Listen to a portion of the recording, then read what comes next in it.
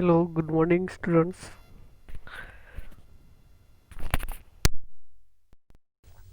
Last lecture में हमने chapter number 4 का लोरेंट्ज़ फॉर्मूला लोरेंट्ज़ फोर्स की बात की थी और उसके रिगार्डिंग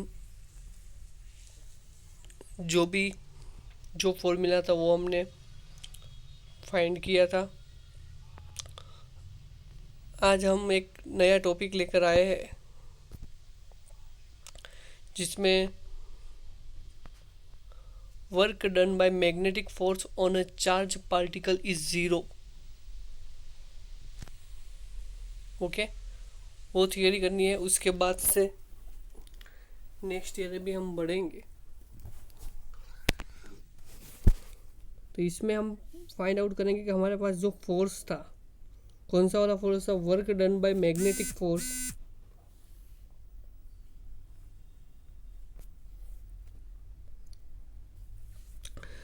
मैग्नेटिक फोर्स हमारे पास था F is equal to Q into V cross B,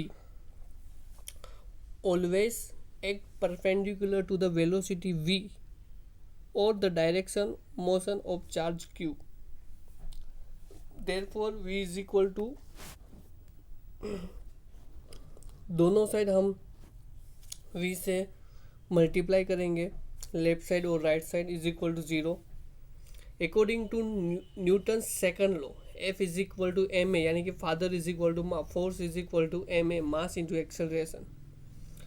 मास का तो कांस्टेंट ही रहेगा, एक्सीलरेशन के बदले में dv बाई dt लिख सकता हूँ और दोनों साइड यहाँ पर भी M dv by dt into V is equal to zero. Okay, जो ऊपर दिया हुआ है उसके रिगार्डिंग। तो यहाँ पर जो दिया हुआ है, तो यहाँ पर जो फॉर्मूला है, ओके, तो हम जो भी डिफरेंशियल का जो मल्टीप्लिकेशन का फॉर्मूला हम वो यूज़ करेंगे तो मेरे को बाद में कैलकुलेशन के regarding m by two D by D T V in dot V, यानी कि v डॉट वी होगा, यानी कि वी स्क्वेयर मिलेगा। m बाई टू में आगे लेता हूँ तो d by D T one by M V square is equal to zero, यानी कि नहीं, ये तो one by two M V square, वो तो काइनेटिक एनर्जी का फॉर्मूला है। तो क्या हो जाएगा, D K by D T is equal to zero, यानी कि काइनेटिक एनर्जी है वो क्या हो जाएगी, कांस्टेंट हो जाएगी। क्या हो जाएगी, constant. Okay, thus the magnetic force does not change the kinetic energy of the charged particle. This indicates that the speed of the particle does not change. According to the work energy theorem, the change in kinetic energy is equal to the work done on the particle by the net force, hence the work done on the charged particle by magnetic force is zero. Okay, तभी इसका magnetic force कितना होगा, zero होगा, जो हमने आगे देखा उसी तरह। Okay, motion a charge particle in uniform magnetic field की बात करेंगे हम। ओके, क्वेश्चन नंबर 15 नंबर का क्या, discuss the motion charge particle in a uniform magnetic field with the initial velocity parallel to the field perpendicular to the magnetic field and at an arbitrary angle with the field of direction. देखो हमारे पास जो भी formula है, Lorentz formula F is equal to Q into V cross B. Okay, तो V cross B हमारे पास जो भी है, तो उसको क्रॉस निकाल देंगे तो हमको क्या लेना पड़ेगा, sine theta, perpendicular to both V and B। Magnitude of this force is F is equal to Q we B. Okay, यहाँ पर आप देखोगे कि the initial velocity parallel to the magnetic field है theta is equal to zero. Okay, तो theta is equal to zero हो जाएगा, तो theta is equal to zero, तो फोर्स क्या होगा, ज़ीरो, क्योंकि sine zero is equal to zero. Second वाला क्या दिया हुआ है, thus the parallel magnetic field does not accept any force moving the charge particle, the change particle continue to the move along the line of force. Okay, second वाला क्या दिया, perpendicular, यानी कि theta is equal to 90 degree, तो theta is equal 90 degree, तो F is equal क्या हो जाएगा, साइन 90 इज इक्वल टू में 1, तो Q we b. The maximum force मेरे को मिलेगा is the magnetic force act on a particle perpendicular to its velocity, it does not do any work on the particle, it does not change the kinetic energy और speed of the particle. Okay, यहाँ पर देखो 4.62 की diagram दी हुई है, उसमें magnetic field है, normally plain paper में दिया हुआ है और क्रॉस की साइन की है, क्रॉस मतलब कि अंदर की डायरेक्शन में जा रहा है। ओके, यहाँ पर दिया plus charge Q projected with the speed of V plane paper, the velocity perpendicular to magnetic field, the force is equal to F is equal to Q we B. Okay, ये पूरा का पूरा दिया हुआ है जिसकी रेडियस आर रहेगी। On the particle perpendicular V and B, thus the continuously defect of the particle sideways without the changing its speed, to move along the circle perpendicular to the field, thus the magnetic force provides the centripetal force। centripetal force क्या रहेगा, mv square upon R. तो magnetic force भी Q we B हमारे पास है, mv square upon R, तो Q we B, तो are is equal to क्या हो जाएगा, एक वी कट हो जाए तो are is equal to M V by Q B. Okay, M V by Q B. Thus the radius of the circular orbits inversely proportional to the specific charge, यानी कि charge to mass ratio Q by M. The magnetic field period of the resolution, यानी कि T is equal to क्या हो जाएगा, circumference of the circumference divided by speed, यानी कि time की जो स्पीड की हम बात करें, speed is equal to distance by time. तो यहाँ पर हम कोई एक टाइम के रिगार्डिंग की बात करते हैं, तो डिस्टेंस क्या रहेगा, सर्क्यूफेरेंस का पूरा सर्कल का जो भी रहेगा डिवाइडेड बाय स्पीड, टाइम को मैं लीटर बनाता हूँ तो सर्कम्फेरेंस कितना रहेगा 2 पाई आर, स्पीड यानी कि वेलोसिटी v, तो 2 पाई बाई v, तो आर की हम जो ऊपर वाला जो आर की जो वैल्यू हम इधर पुट कर देंगे तो क्या मिलेगा मेरे को 2 pi m by Q b, यानी कि एम एक वी कट हो जाएगा, 2 pi m by Q b. Clearly the time period independent of v and r, यानी कि वेलोसिटी और आर के ऊपर डिपेंडेंट नहीं है। तो if the particle moves the faster the radius of is larger, it has to move along a larger circle so that time taken is the same, यानी कि टाइम तो सेम ही रहेगा। तो उसकी जो फ्रीक्वेंसी फाइंड आउट करने के लिए तो फ्रीक्वेंसी का फॉर्मूला था हमारे पास 1/t टाइम पीरियड। ओके, तो वो भी हम फॉर्मूला यूज़ करके एफ सी इज इक्वल क्या हो जाएगा Q B by 2 pi M. तो फ्रीक्वेंसी ऑफ साइक्लोट्रॉन फ्रीक्वेंसी, इसको हम बोलेंगे साइक्लोट्रॉन फ्रीक्वेंसी बोलेंगे। ओके, अगर जो आगे साइक्लोट्रॉन भी आएगा उसके regarding, when the initial velocity makes the arbitrary angle with the field direction. देखो यहाँ पर प्लस वी एक्स डायरेक्शन दिया हुआ है, एक्स वाई जेड 3 डायमेंशन दिया हुआ है। देखो ये पूरा का पूरा आपको दिया हुआ है, वो क्या दिया हुआ है, एक्स डायरेक्शन में दिया हुआ particle charge of Q and mass m enters the field b with the velocity v inclined at angle theta with the direction of the field b as shown in figure 4.63. Helical motion of charged particle in a magnetic field. The velocity v can be resolved into two rectangular components. First of all, parallel and perpendicular.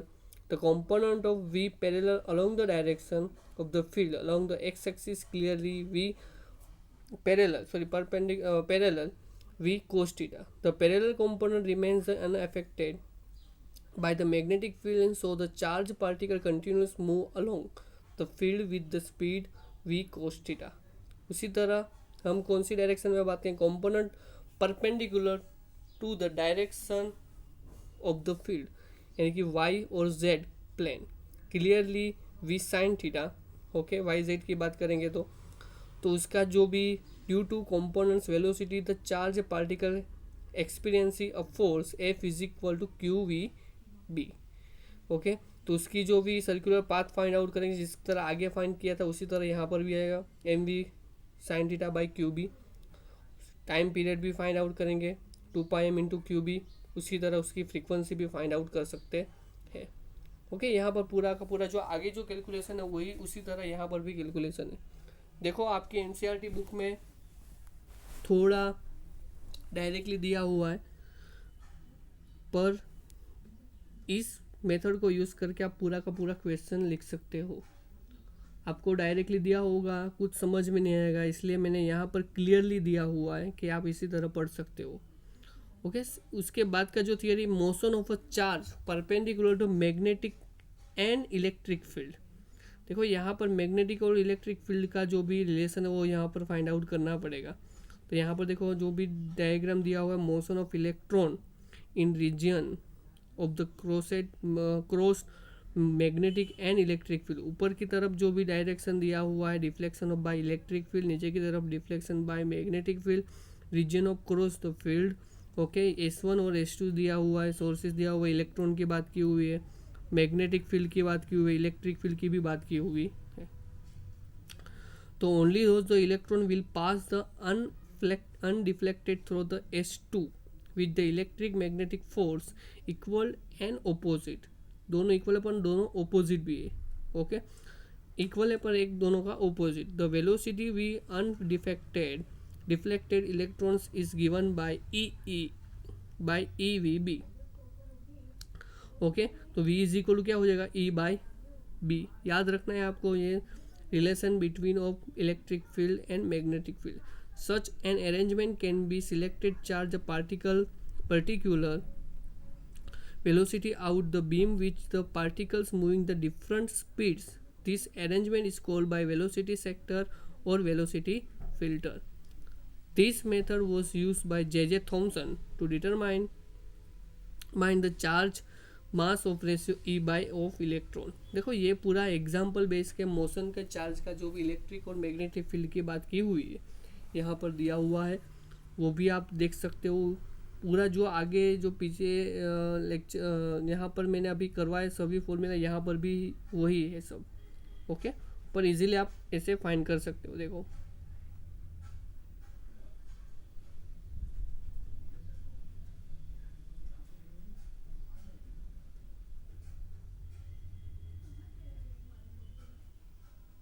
आपको unit खास करके याद रखना है आपको।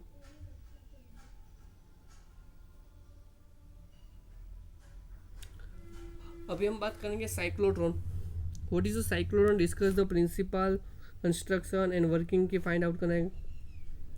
देखो cyclotron it is a device used by accelerated charge particle like a proton, neutrons and alpha particle etcetera. The very high energies it was invented by Lawrence and M.S. Livingstone in 1934 is Berkeley, California University. Principal, a charged particle can be accelerated to very high energy by making it pass through the moderator electric field a number of times. This can be done with the help of a perpendicular magnetic field which throw the charged particle into a circular motion. The frequency of does not depend on speed of the particle is radius of the circle orbit। देखो यहाँ पर पूरा construction दिया हुआ है, आपको दिखाई दे रहा है यहाँ पर साइक्लोट्रॉन का। ओके, टारगेट रखा हुआ है इलेक्ट्रॉन, टारगेट रखा हुआ energetic proton beam, highly frequency oscillated.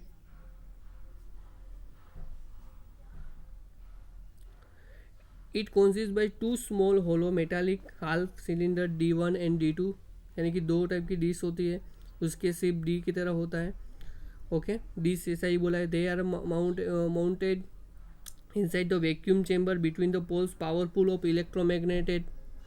The disc connected to the source of high frequency and alternating voltage of few hundred kilovolts. Okay, the beam of charge particle to accelerate and injected these near their center in a plane perpendicular to the magnetic field. The charged particles are pulled out of the disc by a deflecting plate which is negatively charged through a window W. The high wall vacuum is 10 raised to minus 6 mm of mercury, so that the air molecules may be not collide the charged particle. Magnetic force on charge Q and centripetal force on charge Q. QEB sin 90 यानी कि maximum दिया हुआ है, तो mv² upon r centripetal force, तो are is equal क्या हो जाए mv बाई क्यू बी। जिस तरह आगे किया था उसी तरह रहेगा। तो यहाँ पर देखो हाई फ्रीक्वेंसी दिया हुआ है, उसी तरह यहाँ पर भी दिया हुआ है। दोनों diagram, front view and second diagram, section diagram, okay, section diagram दिया हुआ है। हाई फ्रीक्वेंसी ऑसिलेटर, देखो यहाँ पर कोई भी टारगेट दिया हुआ, टारगेट को घुमाने के बाद पूरा जो डिफ्लेक्शन प्लेट होगा D1 एंड D2 दिया हुआ, magnetic field into the plane of paper, proton source, vacuum chamber दिया हुआ है, उसकी फ्रीक्वेंसी QB/2πm, जैसे आगे करवाया था उसी तरह वहाँ यहाँ पर भी है। तो इसको जो फ्रीक्वेंसी उसको साइक्लोट्रॉन फ्रीक्वेंसी भी, अदरवाइज मैग्नेटिक रेजोनेंस फ्रीक्वेंसी भी बोल सकते हैं। उसी तरह परपेंडिकुलर यहाँ पर दिया हुआ है पूरा, ओके। यहाँ पर भी the maximum kinetic energy of the accelerated ions and the ions will attain maximum velocity near the periphery of the disk if V0 is the maximum velocity acquired by the ions and R0 is the radius of the disk, then mv0, यहाँ पर देखो kinetic energy में convert किया हुआ है। Kinetic energy mv0/qvb, v0/qb, r0/m। तो इसकी value यहाँ पर पुट कर देंगे तो मेरे को k0 मेरे को मिलेगा। इसकी लिमिटेशन क्या है? According the Einstein special theory the relativity of mass of the particle of increase with the increase its velocity, यहाँ पर दिया हुआ है। यहाँ हमने 11th स्टैंडर्ड में पढ़ा हुआ था m=m0 डिवाइडेड 1√1 - v²/c²। उसी तरह दूसरा भी दिया हुआ, electron can not be accelerated in a cyclotron, a large increase their energy, increase their velocity to a very large extent. This throws the electron out of step with the oscillating field.